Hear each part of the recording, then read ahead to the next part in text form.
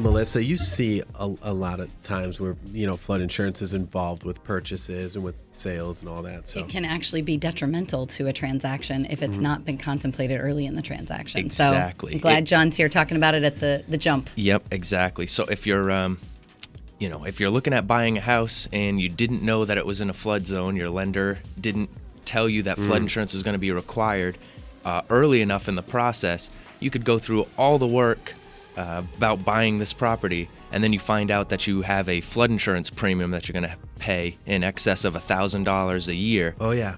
That home is now cost prohibitive. You're no longer able to buy that property. Flood insurance is not covered by home insurance, so you need a separate policy for it. And you're not required to get flood insurance on your home. The only reason that people are required to carry flood insurance is because their lender or bank tells them that they have to get it, because it's the same reason why lenders require home insurance, because they're protecting their investment. When you're buying a house and getting a mortgage on it, the bank owns the majority of that property. They still have much more skin in the game than the person living in the house. So they want you to have flood insurance if it's in a flood zone, and they want you to have home insurance always through the NFIP, FEMA-backed flood insurance, the federal government flood insurance, and most of the private companies we work with, the most that one flood insurance policy will cover is $250,000. So that's the total claim. Right. But if your home is worth more than that, it's going to cost more to replace that, like $1 million home, let's say.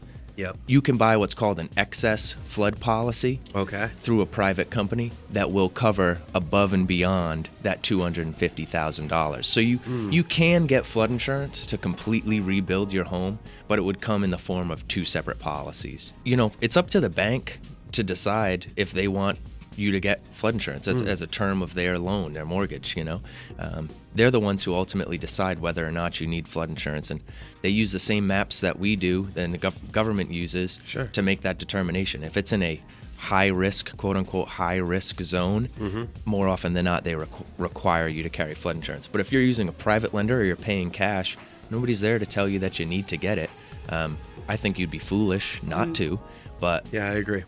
But you don't have to. If you're getting flood insurance through the National Flood Insurance Program, you could go to any agent. You could go to us, any other independent agency, and get that flood insurance, and the rate's going to be exactly the same. It doesn't matter. So if you have to get federally backed flood insurance, no matter who you talk to, the rate's going to be the same. And it's not always the best rate.